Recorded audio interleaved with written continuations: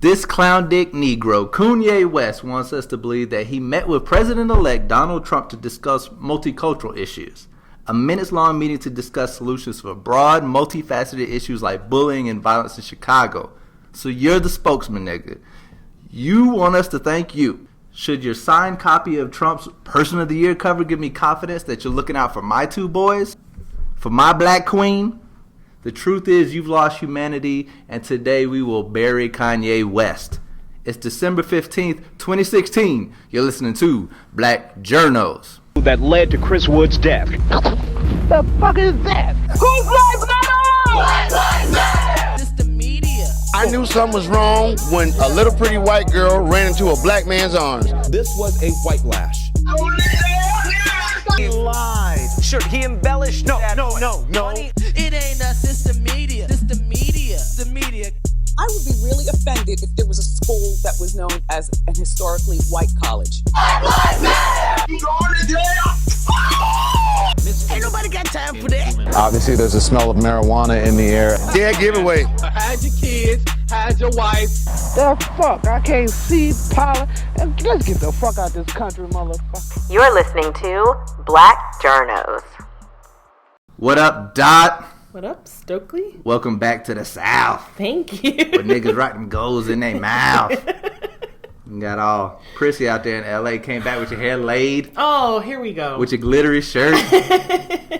Very L.A. Brand It's so new. funny. Now, you never commented on my hair before.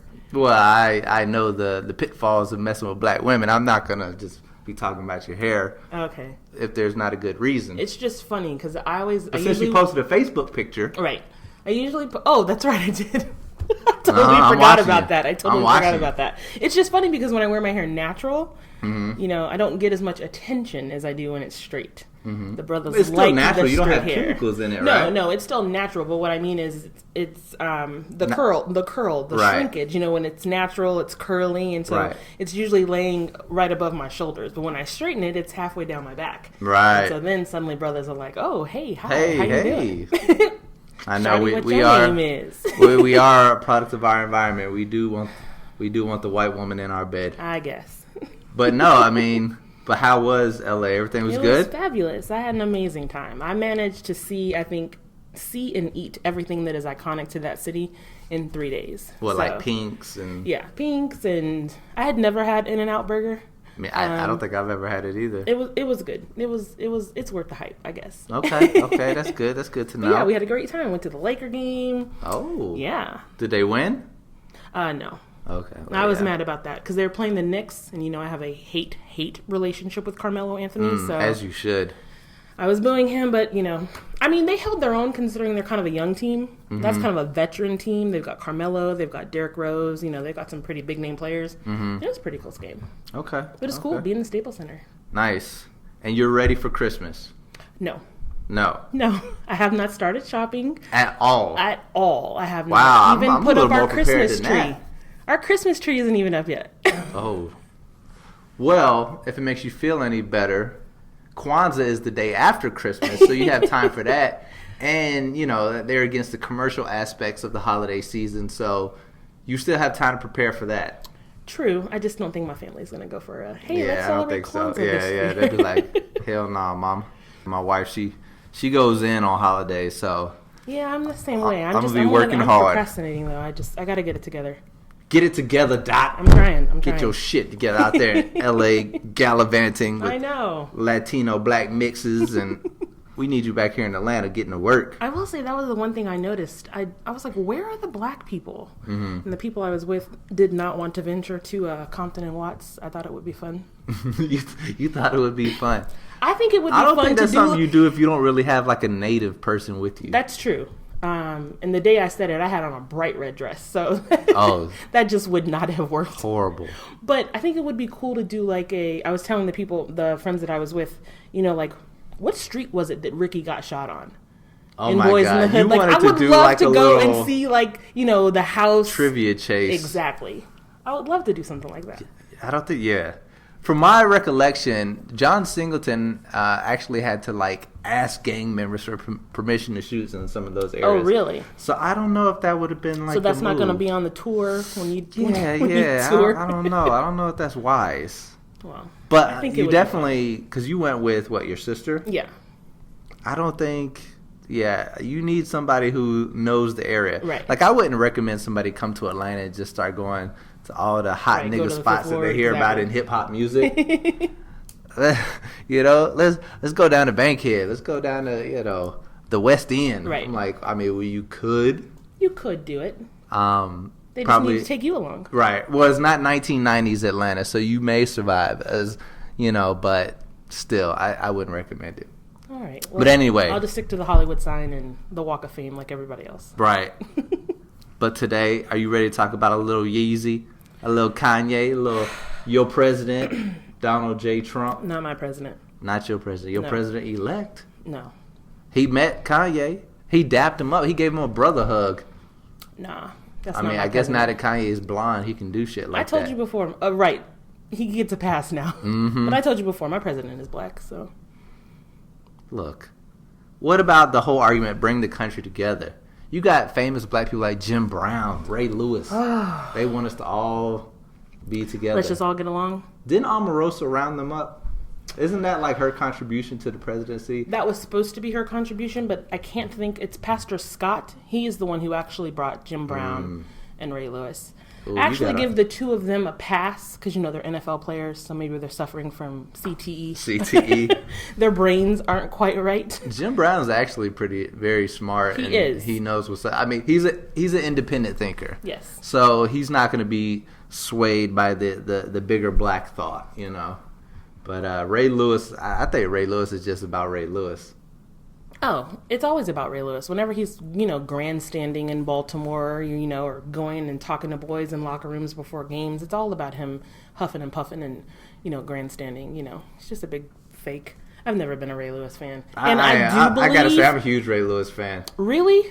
Especially, like, if you watch those videos, there's one video of him talking to, like, the Stanford basketball team before, like, the NIT Classic or something. And he gives them a speech, and he gets them so riled up, and they're like beating. He's like, don't be who you were yesterday, because that man out there, he might know who you were yesterday, but he don't know who you are today. He don't know who you were 5 minutes ago. So when you go out there, you be the best that you've ever been in your life, and you kill them with your teeth. Did you play football? No. Oh, okay. I was gonna say, does that kind of speech work? I guess it worked. I was ready to run through a wall watching that on the computer. I lost respect for Ray Lewis, and I'm shocked that you feel the way that you do. But when he was charged with murder. Oh, Lord. Right here in Atlanta. I actually read a book from someone who was there for the incident, and the fact that like his clothes from the incident have never been found. Something about him just seems really shady. But it was a street fight, right? It was a street fight. The two boys that were killed were stabbed. They don't know who did it. Right. But where are your clothes at? In my opinion, and this is not going to be a popular one, if you run up on someone, especially an NFL player in a street fight, you're lucky he used a knife on you, because he could have just bludgeoned you to death. That's true. And Ray Lewis it's is a probably strong one of his individual. people who did it. But I'm just saying, I don't know. I just never have gotten over the fact that he was charged with murder. The fact that it was a street fight makes it different to me. I mean, it's not like he, murdered Jean-Benet Ramsey. He'd definitely be in jail if that was the case. But, I feel like if it's a street fight, anything goes, anything happens. I mean, and that was his personal life, and I don't feel like it's a reflection on him as a person. Like some people were like, oh, he should have cooperated with police. I don't know that cooperating police is something that you get brownie points for in my book. Right, especially as a black man. But right. I don't know. That incident and now this with President Trump, it just doesn't bode well with me. He doesn't get any points with me at all. So you're taking your Ray Lewis poster down. All right. Yeah. But Kanye met with how did you feel about Kanye meeting Trump? Is it? I feel like at this point, nothing should surprise you. No. No, it doesn't. Like, if you're mad, like, everybody was pissed about Kanye. It was like, I saw this great Vice News mashup of all the news outlets kind of reacting to it with excitement, with, like, despair. Phil Mattingly was like, I don't know why I'm talking about this, but yes, he was there. So he was a little pissed. Michaela was pumped. All the Fox News people were, of course, enraged. MSNBC were curious. But everybody reacted, and I don't think it's that big a deal because at this point, Kanye's just another fame whore. Right. There's nothing that he's gonna add to my life. Not even good music at this point. I mean, there's a couple tracks off the life of Pablo that I fuck with, but for the most part, you know, I don't even really view him as much of an artist at this point. His closer shit. Damn. I did see a funny meme that said his wife fine though. Kanye was oh my gosh, I can't with you. I'm sorry, I kind of miss Kim now. You know, now that she's been quiet and not in our face all the time. She still hasn't been on social media. I kind of miss her. I mean, we could all be fine like Kim Kardashian if we go through all that plastic surgery, but that's another issue. Nah, see, I don't know. She started off fine. She has taken all of the Armenian out of her face. True, but she was fine before. Now she's just different kind of fine. Whatever. Anyway. Just to give some context to people, so Kanye met with Trump on Tuesday, saying that he wanted to meet with the future president to discuss multicultural issues, including bullying, supporting teachers, modernizing curriculums, and violence in Chicago. You know what I bet they did? They probably just showed naked pictures of their wives to each other. You know, they're sick like that. That's disgusting. And you know, Trump probably got a few Ivankas that could probably happen. There. Yeah. Trump said that they've been longtime friends and they discussed life. Mm-hmm. Kanye, Kim's got a great ass. Oh yeah, man, I gotta tell you, Ivanka has a real nice rack on her head. Kanye, yes, I know. Ugh, I can't. I think. Do you believe that they discuss multicultural issues? No, I don't think they discussed any of that. I think the stuff that he said that they talked about are too complex to really even get into in a meet and greet. Well, here's the thing. Even if you did discuss those things with Donald Trump, those aren't things that he can actually have any effect on. Right. Those are local issues. Violence in Chicago is not something that the president can directly change. You should be meeting with Rahm Emanuel. Exactly. Like, why are you giving money to the police where you should be setting up after school programs and, you know, healthy places for kids to eat and for mothers with children and counseling for, you know, all these kids with PTSD. But yes, local issue. Agreed. I think that, first off, I can't figure out if this is a publicity stunt or if Kanye West really is crazy. At this point, I really don't care. What I do know is that whenever Trump is about to be challenged on something, there's some distraction. He was supposed to be challenged on all of these conflicts of interest with his daughter, his son-in-law, his kids, his businesses, and what's going to happen to all those things. That press conference was placed on hold. He was then told, we're going to have this, press conference with Kanye West. And then we fell for it. We fall for the okie doke with Donald Trump every single time. It never fails. Do you think that's his call, or he has like a clever person, setting up those plays for him? Because I think he's a great actor. I think he's great in playing the role. But I can't see him as smart enough to actually be that Machiavellian about it. No, I'm pretty sure this is the Steve Bannon, Kellyanne Conway. Yeah, those are the Kellyanne Conway. That's those are the puppeteers behind the puppets. I feel like Obama is the first person who, like for Bush it was Dick Cheney and what's the other guy's name? Cheney and I can't think of the Secretary of Defense right now. Yes. Donald Rumsfeld. Those are the ones kind of pulling the strings. Right. And with Trump, I feel like it's Bannon and Kellyanne Conway. I feel like with Obama, Obama was the person in charge. There doesn't seem like there's anyone in charge, but I think this is all just a big distraction. Right. And that's what Tim Russert Jr., I don't know if you saw his tweets. I don't know. But he basically said that Trump plays the media for fools by going out and doing stuff like this. I don't know that he plays the media for fools because we profit off of it. We do. But what he called it is low-hanging fruit. And instead of challenging him on the issues that are truly important, what are you going to do with your businesses? This whole deal with him maybe being in some type of conflict of interest with having, Pennsylvania Avenue, the hotel that he owns on Pennsylvania Avenue, and also having a residence in the White House. It's like there are things that we need to be challenging him on, these emails with Russia and whether or not Putin directly had involvement with the emails. There are so many things that we could be talking to him about. And what are we talking about? We're talking about Kanye West, a rapper, talking about issues that Donald Trump is not going to be able to change. It's crazy. I mean, his whole administration, corporate America has run America for a while now, but now corporate America with his appointees and his administration, you literally have CEOs making policy for America now. Mm-hmm. So, I mean, the middle class guy and the lower class guy is about to get truly, truly screwed with no Vaseline, because it's not behind the scenes. The whole veil of polite, racism is gone. Now it's in your face. The whole veil of, corporate America controlling things behind the scenes is gone. They are at the front table. I mean, and it's all in your face. And like you say, we are still taking the low-hanging fruit of Kanye meeting up with Trump. I mean, think about it. There are real issues here. His presidency is already ripe with, conflicts of interest. Like you said, I mean, he's got his kids vetting people, but he's saying he's stepping aside and letting his kids run his businesses, but yet his kids are also vetting his administration. Exactly. And Ivanka is also going to get the First Lady's office. What the Come fuck? on, dog.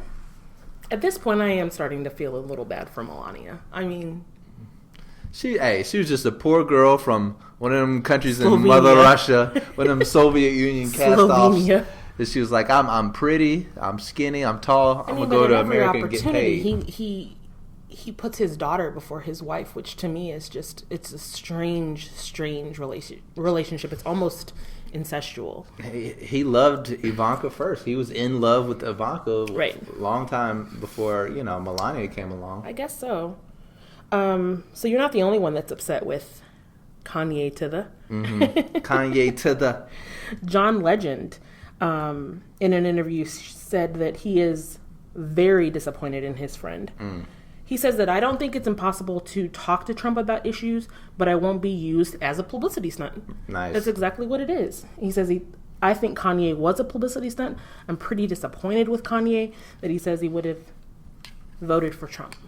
I was kind of hoping that, I didn't think it would happen, but I was kind of hoping John Legend would get a little more out of his khakis than that. I was hoping he was going to get a little more passionate, But true to his green tea sipping self, he stayed very even keeled about it, and he gave like a very measured response. But very measured. But being that he is, he might think he might be under Kanye's Good Music label.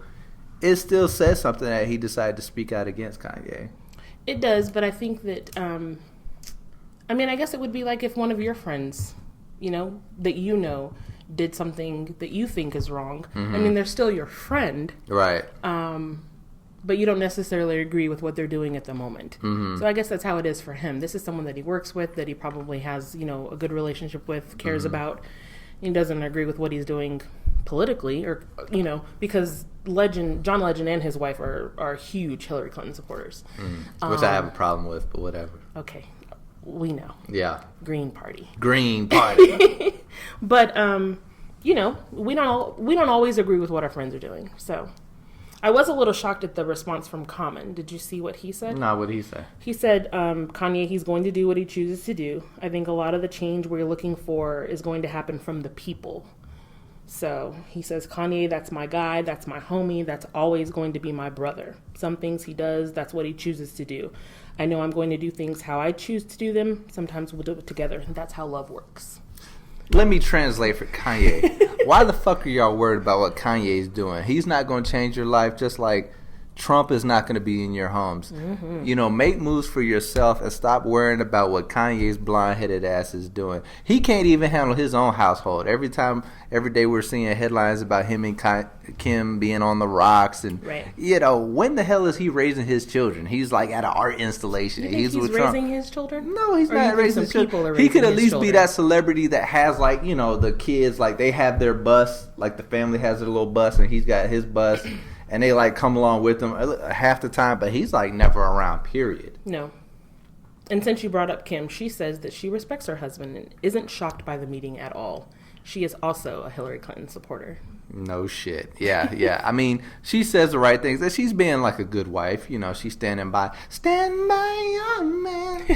She's doing all that good stuff. But, you know, she probably doesn't like it either. I can't, you know, imagine how erratic and bratty Kanye is. You know, just the old Kanye.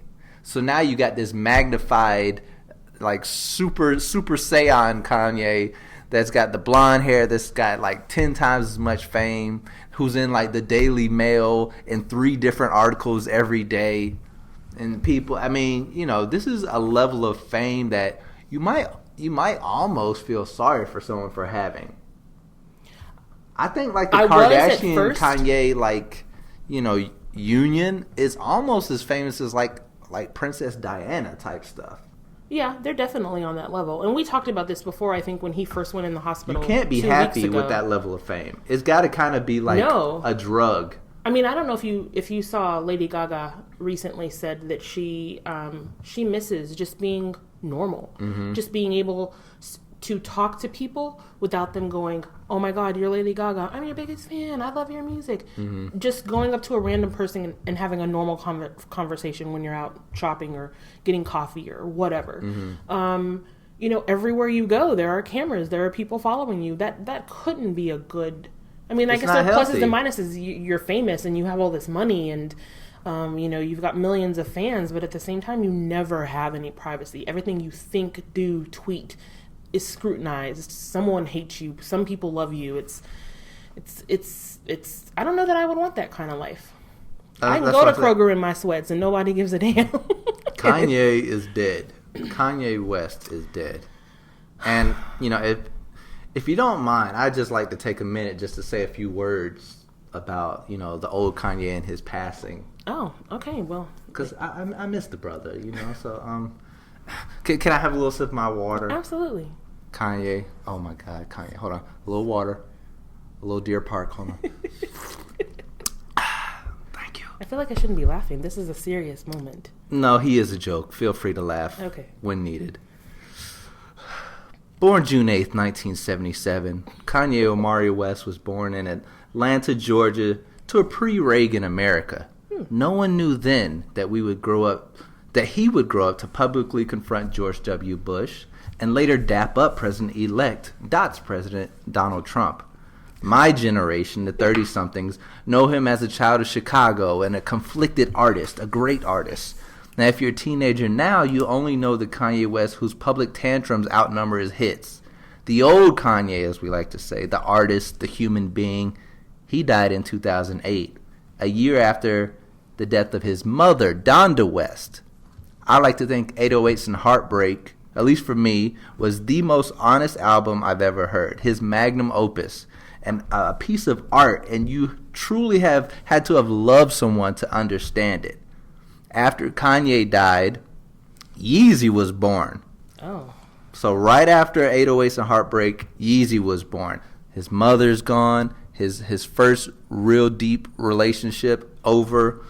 And at that point, his sneakers, his fashion, fame became his food and water. He became increasingly consumed by worldly things until his flesh gave way to a digital character. Yeezy's first album was My Beautiful Dark Twisted Fantasy in 2010. And from that point on, his music was only a vehicle for fame and for power. The man you see on stage today isn't a man, but an amalgamation of the bile of fame and the devil's receipts. Wow. So I'd like to pour out a little Deer Park for the old Kanye. I'll miss you, brother. Damn. That was deep. Thank you. It's so funny that there's a couple things you said that reminded me of something. Remember when you said George Bush? Mm-hmm. And my friend put a tweet up, and I retweeted it, and it said, Kanye West doesn't care about black people. Mm-hmm. He really doesn't anymore. He really doesn't. I mean... And then do you remember when Obama had that open mic? Yeah. And someone was telling him about what Kanye did to Taylor Swift, and he said, he's a jackass. Whatever the president, the good-natured Obama, who's also very famous and somehow still managed to be there for his children, be a human being, whenever he calls you out, you need to check yourself. Exactly. Speaking of checking yourself, quickly, Denzel Washington checked us, the media. You, Dot. He checked you. I guess. He pulled your collar. So... I think he was at a screening for his new film, Fences, and a reporter asked him about a story that he allegedly switched parties from Hillary Clinton to Donald Trump. And he says, if you don't read the newspaper, you're uninformed. If you do read the newspaper, you're misinformed. Very profound statement. When the reporter asked him, what's the solution to that? He says, what is the long-term effect of too much information? One of the effects is the need to be first, not even to be true anymore. So what is the responsibility you all have, you meaning journalists, us, to tell the truth, not just to be first, but to tell the truth. We live in a society now where it's just first. Who cares? Get it out there.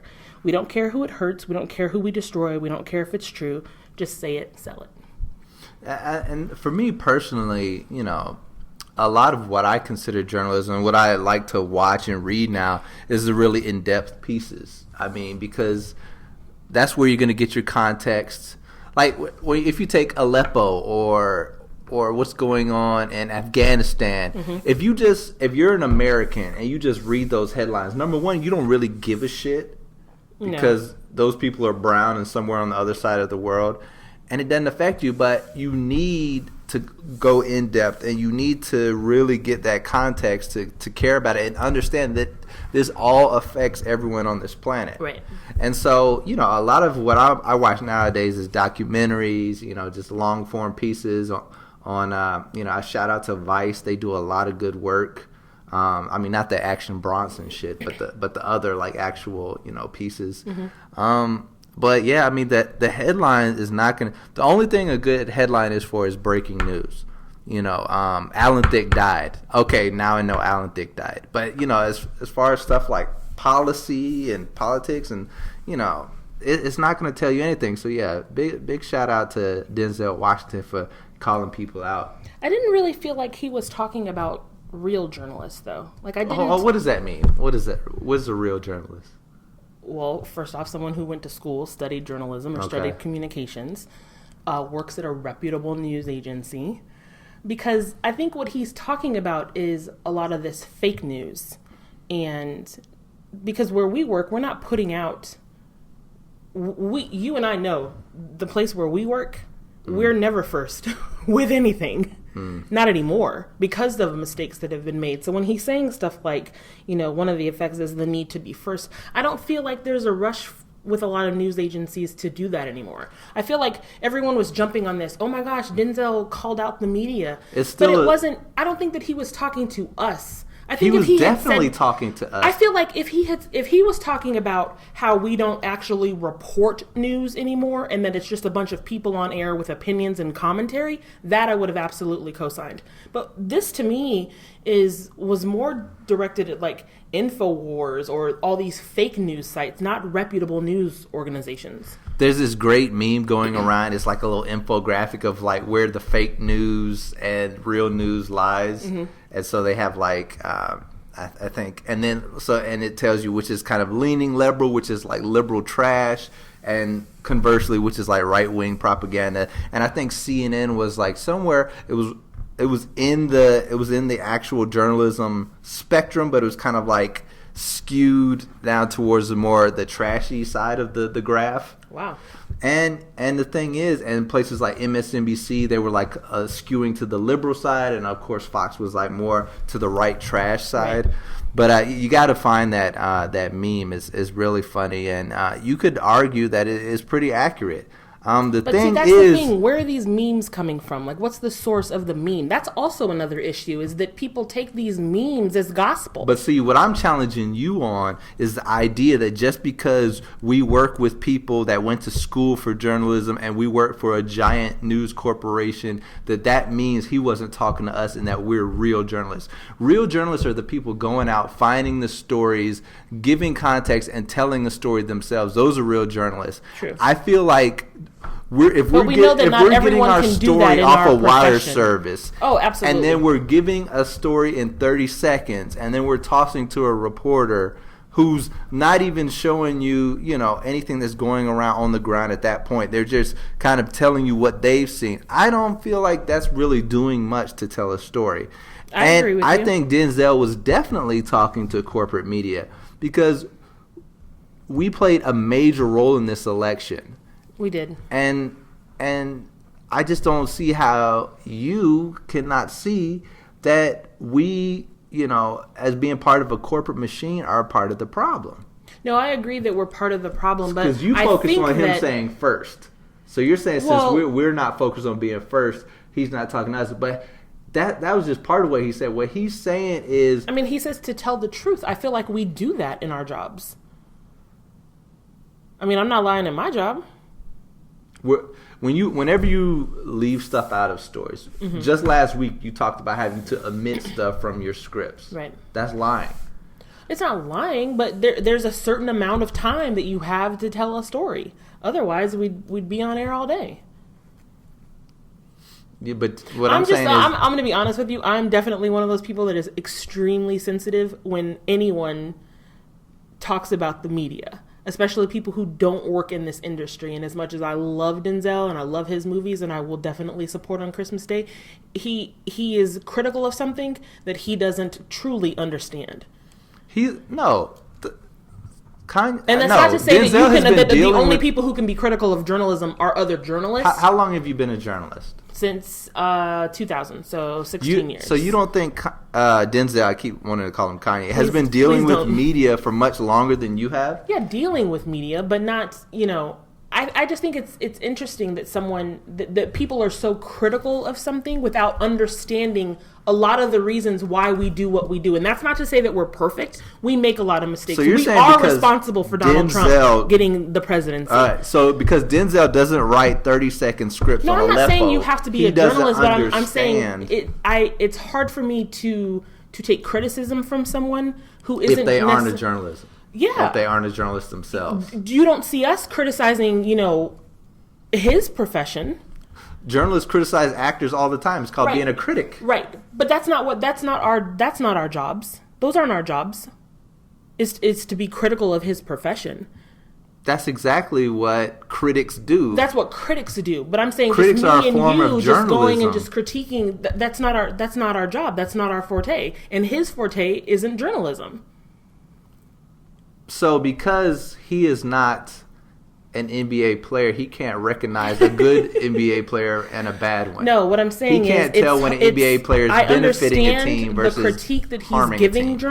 journalists, Mm-hmm. but I think he needed to be a little bit more clear, and it's really not clear in his statement who exactly he's talking about. And everyone just jumped on Denzel is critiquing the media, and it's not really clear who it is he's critiquing. So you want him to name names? You want him to name agencies? No, not necessarily name names, but I mean, he says one of the effects is the need to be first, and I don't feel like reputable news agencies, that's an issue anymore. It's not the need to be first. It's the fact that we're not, like you said, we're not reporting like we need to, or like we used to, or like the news that we grew up watching.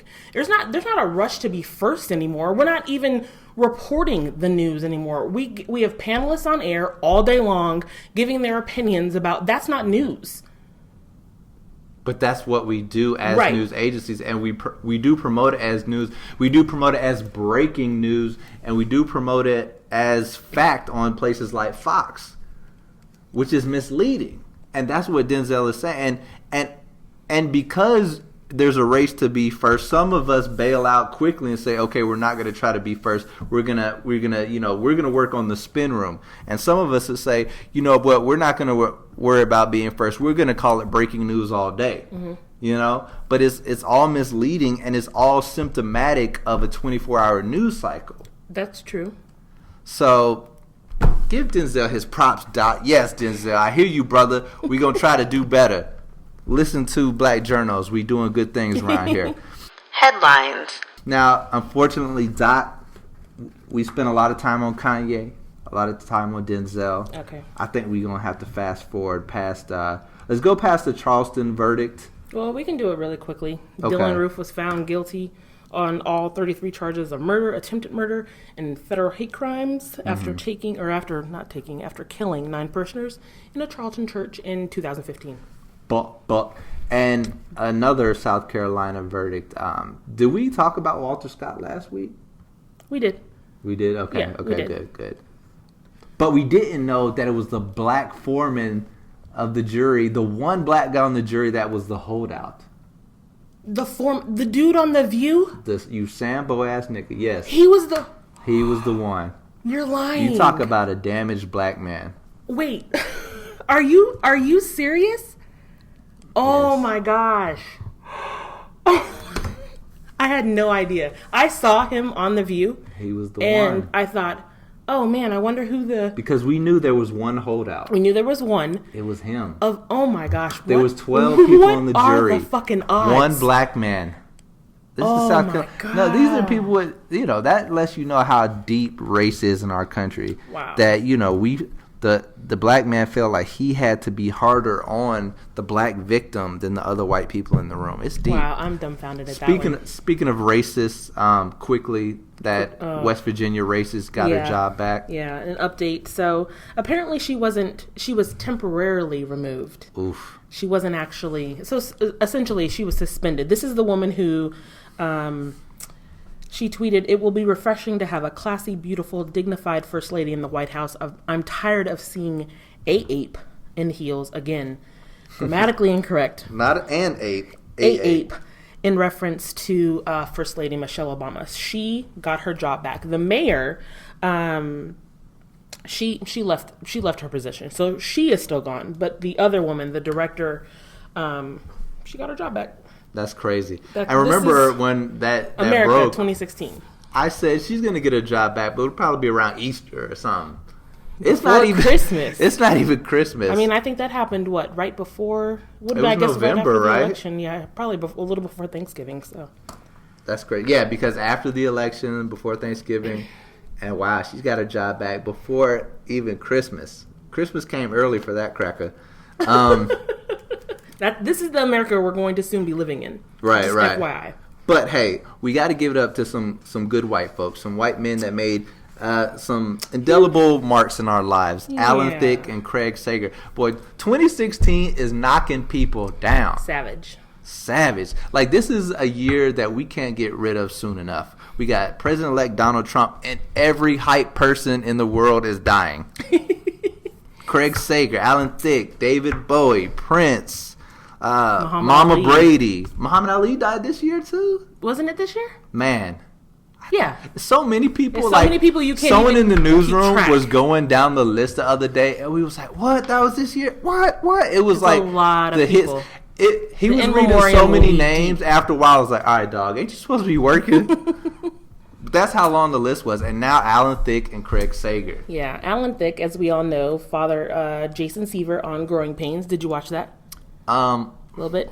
Maybe a Kirk little. Cameron. I was kind of too young to appreciate He collapsed it. while playing hockey at an ice rink with his son, Mm-hmm. and then died a little bit later of a heart attack. Most don't know he was made a lot of TV theme songs, including Different Strokes and The Facts of Life. Right. And also the original Wheel of Fortune. Right.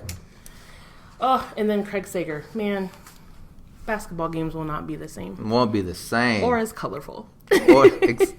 You did that. He died today. He was 65 after battling acute myeloid leukemia. Okay. Longtime Turner Sports and ESPN. Well, actually not ESPN, but he was. He's so beloved that they allowed him to commentate for an NBA game. Yeah, that was big ups on ABC this year. Yep. With the Cavs and the Warriors.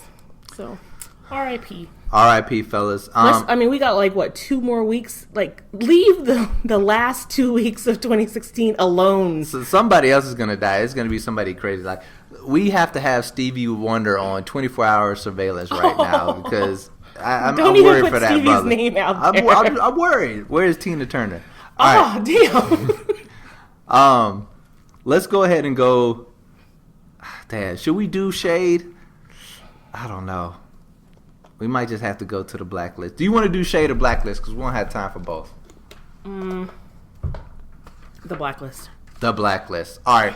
So, folks, traditionally, when you were blacklisted, it was a bad thing. You couldn't work. You're out of the industry. You're blacklisted. But we're flipping it on its head. The blacklist is positive. So, what I want to put on your blacklist, something for you to be watching, is, read My President Was Black by, I'm going to butcher this man's name, Ta-Nehisi Coates. You got it. Oh! It's very long. So I have started it, but I have definitely not finished it. I think you sent me that article at I sent it to you, Dot. 5 o'clock, and there would not have been enough I did not expect for you to read it today. He's a best-selling. Long as hell, but I know it's worth it. Some people are calling him this generation's James Baldwin. That's a lot of pressure. But it looks, so far, it's a really good piece. And, I'm looking forward to finishing it, and I recommend you finish it too. I think it's great that Obama sat down with him because he's someone that's been critical of him and his administration. So that on Comedy Central, he said he sat down with him a couple times, and Obama was like looking in his face, like, "What you got to say it now, brother? Say it now." Everyone's powerful behind a laptop, but in person, it's totally different. Who's on your blacklist? What's on your blacklist? I've got the Golden Globes. Now, we know that last year Oscars, #Oscars So White was trending. This year it's Golden Globes, Black AF. That's what we're going to call it. Black AF. Black as fuck. They're going to make sure that we're well represented. So here are some of the people who have been nominated. Courtney B. Vance and Sterling K. Brown for their roles as lawyers on The People vs. O.J. Simpson. Did you watch that, by the way? I watched some of it. Oh, my gosh. It's so good. Kerry Washington for her role as Anita Hill in Confirmation. Anthony Anderson and Tracy Lee Ross for Blackish. Tandy Newton and our girl Issa Rae, because her show is on the blacklist, for Westward and Insecure. That's just television. Motion picture, I said last week we put Moonlight on.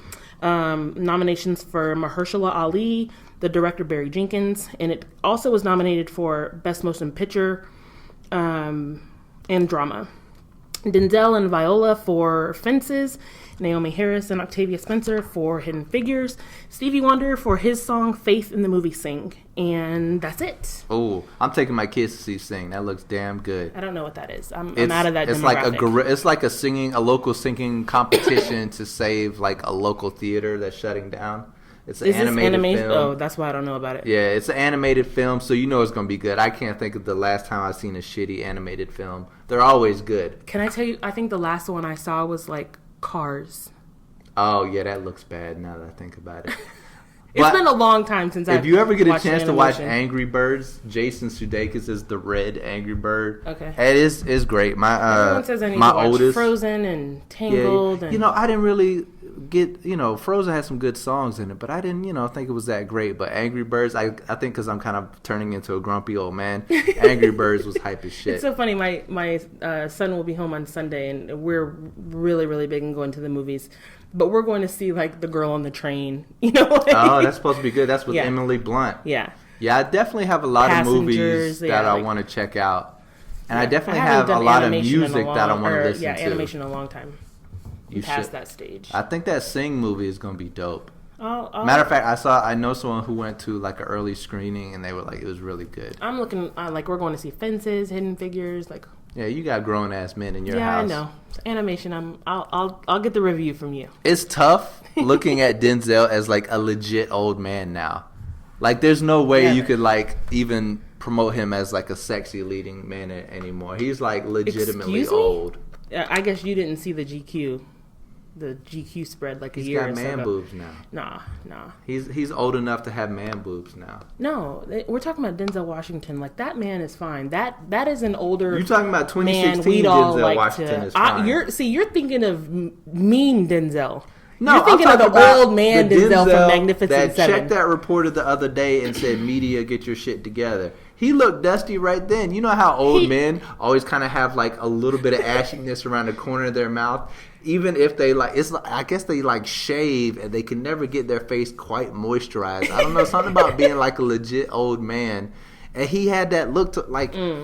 That old Denzel, I mean, that leading What's man in that Denzel bottle you're is drinking? gone. It sounds like some haterade to me. It's Deer Park water, fresh from the fountains of Georgia. It sounds like you're hating Stokely. I'm just saying, it's tough for me to grow up on Denzel and like seeing him now as an old man is letting me know that I'm getting old. I mean, I know, but I think for a lot of women, he's an old man that can still get it. That's all I'm gonna say. He can still get it. You know how old men be having, old black men be having that little bounce in their shoulder when they talk to you, like, look here, young buck. You know, you could just every time. I wish y'all could see him. I think when Denzel checked that report, he was like, "You want to be first all the time." I think his shoulders were kind of swaying a little bit. You can't get around that Denzel is an old man. Y'all don't listen to Stokely. Denzel could still get it. Yeah, in the old folks' home. All right, Obama, you still welcome on the show anytime. Come holler at me, dog. Michelle, Oprah, come see about Dot. That's it. Black Journos, we out. Peace.